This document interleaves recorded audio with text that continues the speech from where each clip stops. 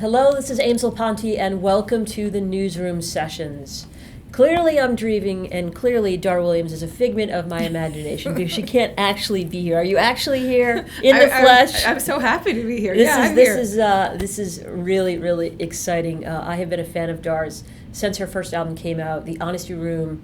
I want to see the version I have, 1993, 4? Right. Yeah. The original one was 93. Yeah, I have the original one, which 94, I'm never parting with. And I have followed your career, and me and quite a few other people, the CDs that have come. And how many full lengths do you have now? About 9-ish, 8-ish, 9-ish? Eight, Yeah. I think eight. And some live stuff. A couple of live ones, too. Dar's most recent CD is In the Time of Gods from 2012.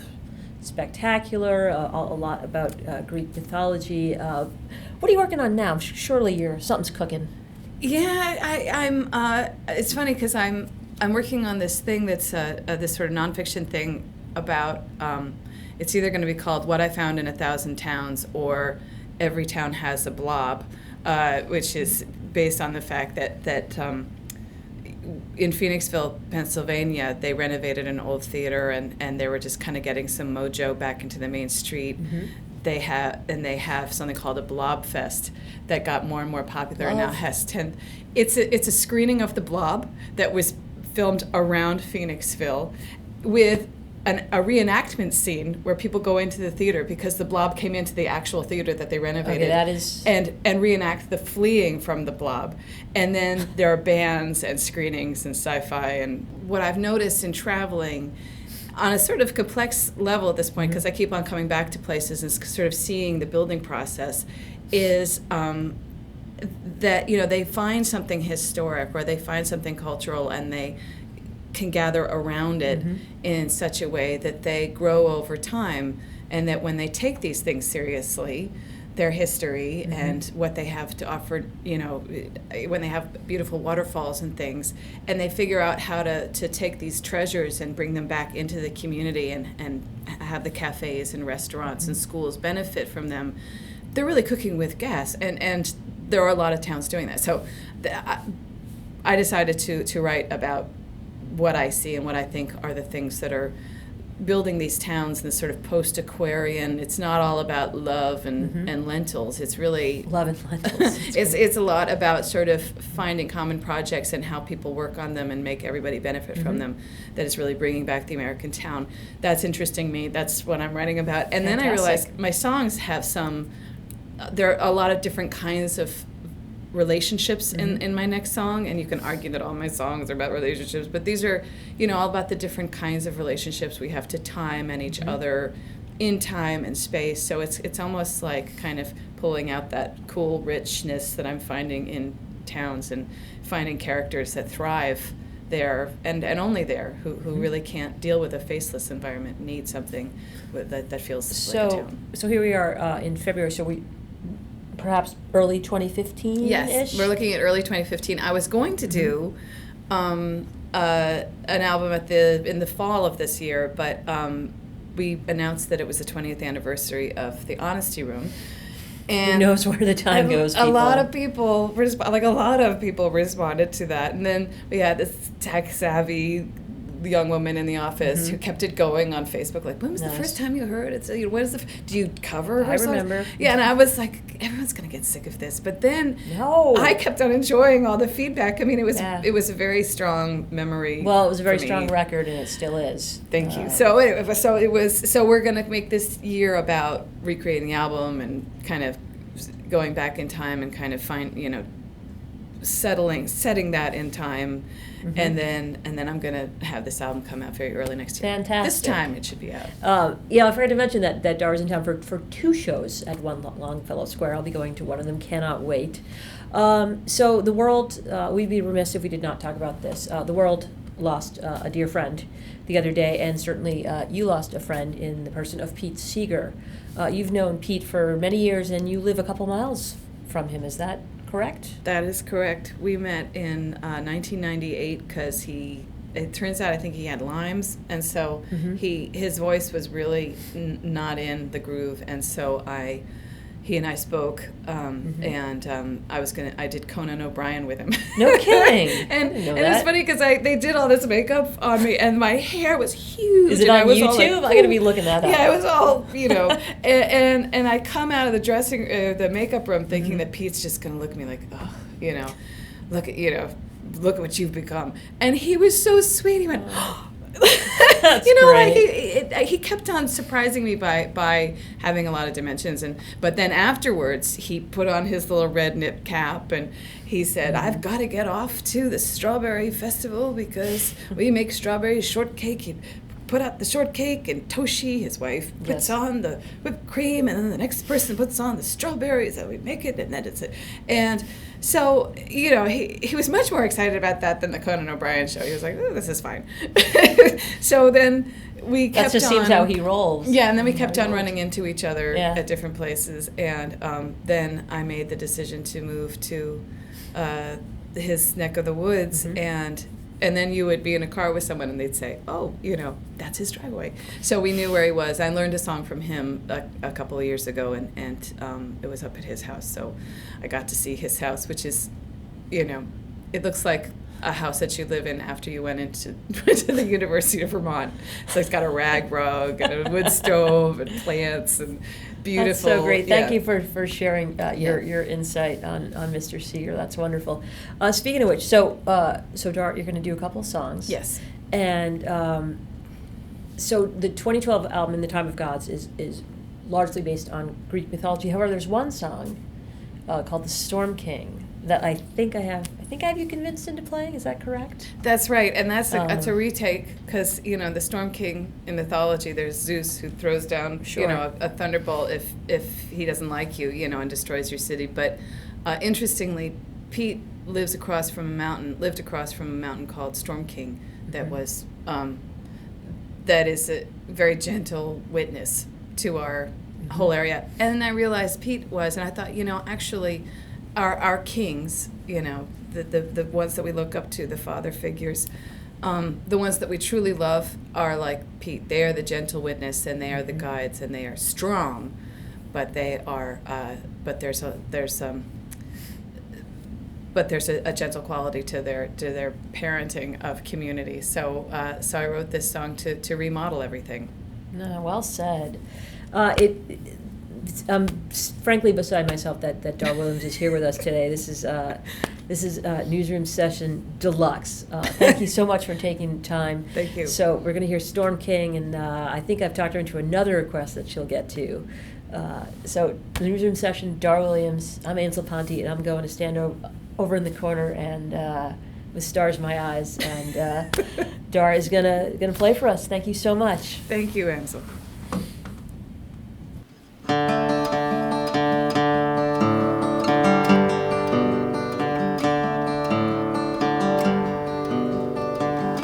Clouds roll from a crown, circling the rocky mountain top, telling us the rain is coming soon as we sail the river up and down. The Storm King has borne the seasons all, worn them upon his brow. He guides the watchful boats below. I am the Storm King now.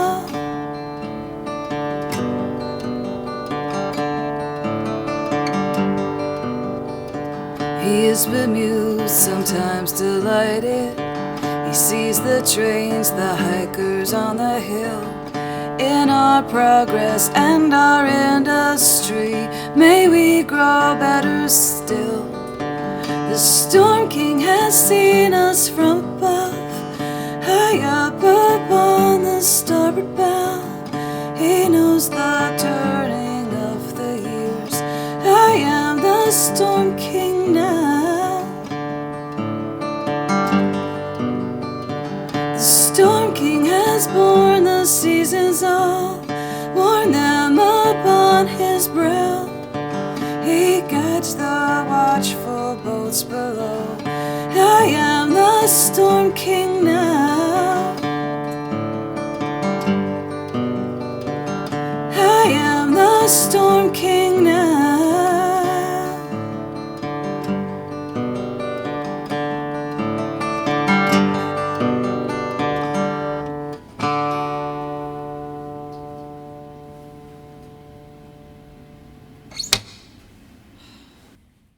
This is a song I wrote in 1993, and as far as I was concerned, I was writing it for about 10 people who might understand this important chapter of my life.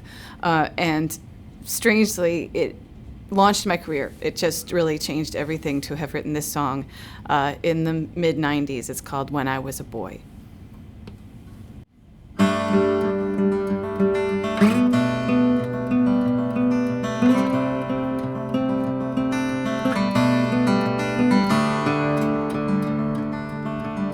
I won't forget when Peter Pan came to my house, took my hand. I said I was your boy, I'm glad he didn't check. I learned to fly, I learned to fight. I lived whole life in one night. We saved each other's lives out on the pirate deck.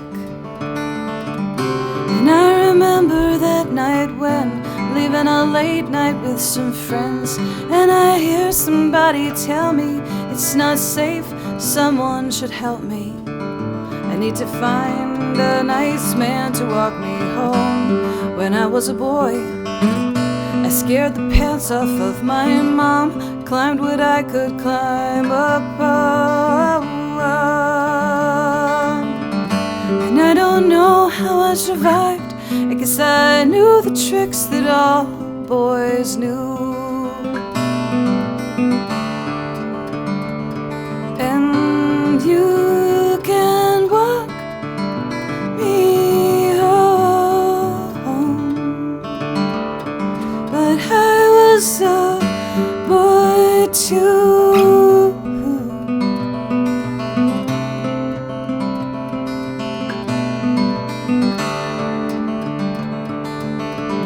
I was a kid that you would like, just a small boy on her bike, riding topless. Yeah, I never cared who saw. My neighbor came outside to say, get your shirt.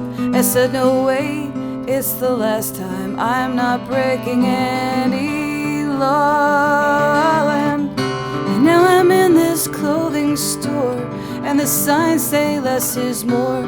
More that's tight means more to see. More for them, not more for me. That can't help me climb a tree in 10 seconds flat. When I was a boy, see that picture, that was me. Grass-stained shirt and dusty knees. And I know things that gotta change. They got pills to sell, they got implants to put in, they got implants to remove. But I am not forgetting that I was a boy too.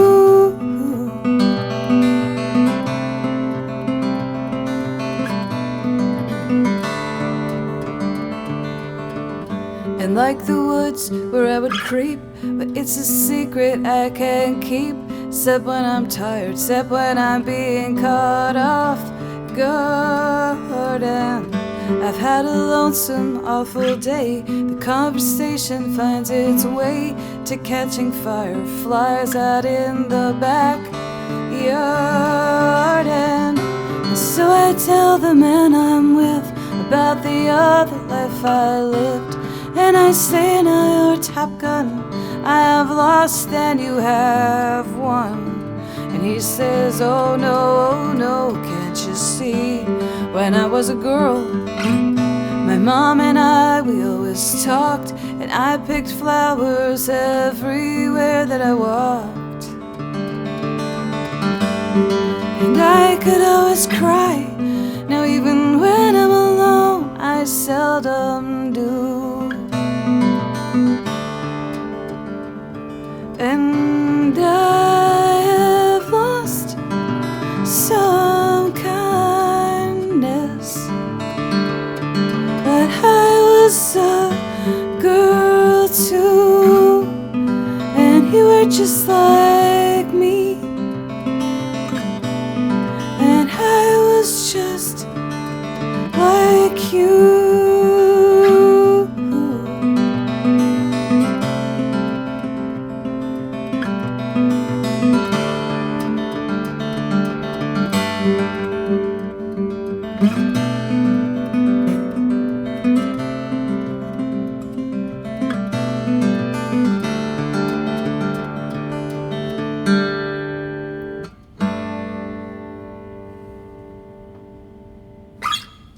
Thank you. Oh, that was great. Oh, thank you.